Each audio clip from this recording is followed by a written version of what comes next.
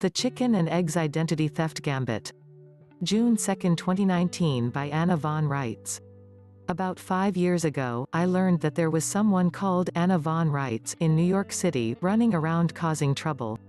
This came as a big surprise, because Anna von Reitz is a made-up name, and I am the one who made it up.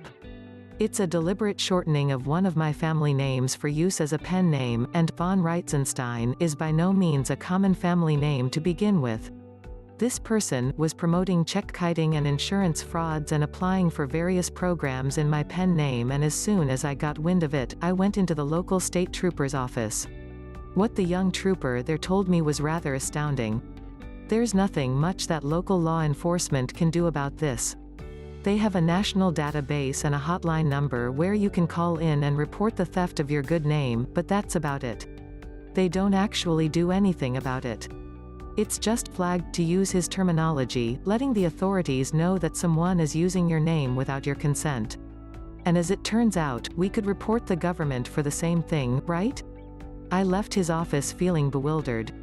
If your name can be stolen, so can all the rest, and that is, in fact, what we are experiencing in this country right now. Those who have promoted this kind of identity theft, including those who compiled all the phony IRS master files, have become very adept at misrepresenting us. No surprise, then, that they do this when they are running ops on our assembly groups, either. 2.5 years ago, we had a guy calling himself Nathan show up in the Utah State Militia group.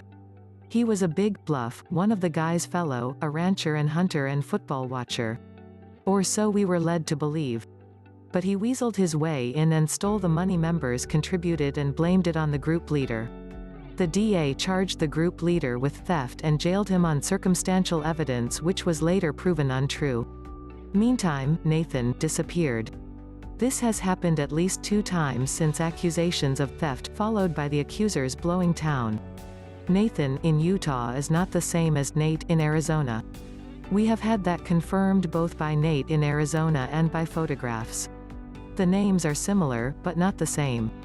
Here's another loop for you. One of the perpetrators in North Carolina who attempted to steal another clump of money from group leaders there, pretended to be a continental marshal calling himself Jim Geringer, a name that can easily be confused with John Geringer.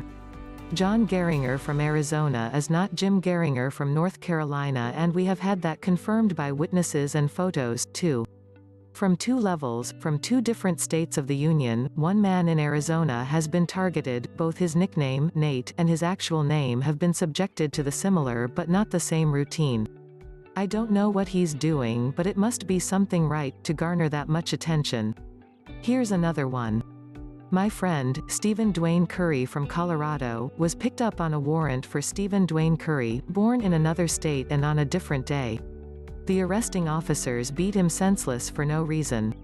My friend spent 2 years in a New Mexican jail being tortured and falsely accused before the rats let go of him, but only after forcing him to accept one false charge of resisting arrest as a condition of his release.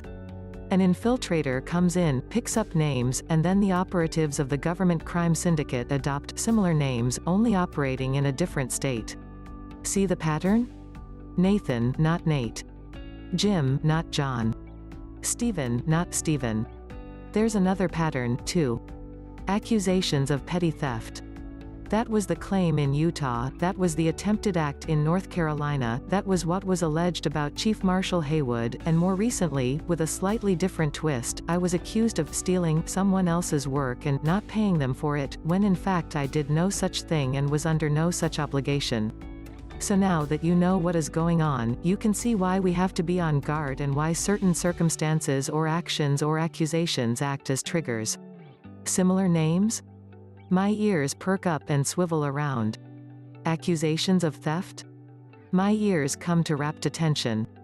The same name games that are being applied to Americans in the assembly groups can be applied to anyone in the general population, too. Just pick up a name of someone living in another state, and voila, more impersonation, more confusion, more excuses for false arrests, more defamation of innocent people. I know a man named Joe D'Angelo who has no less than 5 criminal doppelgangers attached to him, not counting the government renditions. I told him to officially change his name to something like Foxy Dolzano XYZ Sanderson III and hope for the best. And just to further demonstrate how bad this is, some of you may remember that I was discussing similar subjects one day in an article and quipped that I was adopting the name Lady Flamelaire del Chessa in response to it all. Well, guess what? I may have to defend my copyright to Lady Flamelaire del Chessa, because there is someone out there actually using that name as well, a name I made up out of the blue air. The criminality of the government corporation service providers in this respect and the specific crimes of identity theft and impersonation and barratry practiced by the court system has led to an absolute explosion of this kind of crime, and the more aware of it everyone is, the better. Don't trust in names or, as the Bible says, in persons. They are being stolen every second of every day in ever-increasing numbers and for more and more purposes. Make the effort to sort through similar but not the same names and look sharp when you realize that an accidentally on purpose confusion of this kind exists. It means that you or your group is being targeted by criminals, though in itself doesn't tell you which group of criminals. Also learn to look for patterns in what you are seeing as they float to the top of the pot. The repeated pattern of accusations of theft is a good example. Theft is a particularly handy accusation. It's hard to disprove in many cases, it immediately and thoroughly discredits whoever it is aimed at, and it universally causes distrust of whoever is being accused, isolating them from the group and rendering them less effective members of the group. That's why it is popular among the criminals who are in fact pilfering group savings and project funds, running up credit cards, committing crimes in our names, and causing other kinds of trouble. As always, they accuse their victims of what they are doing themselves.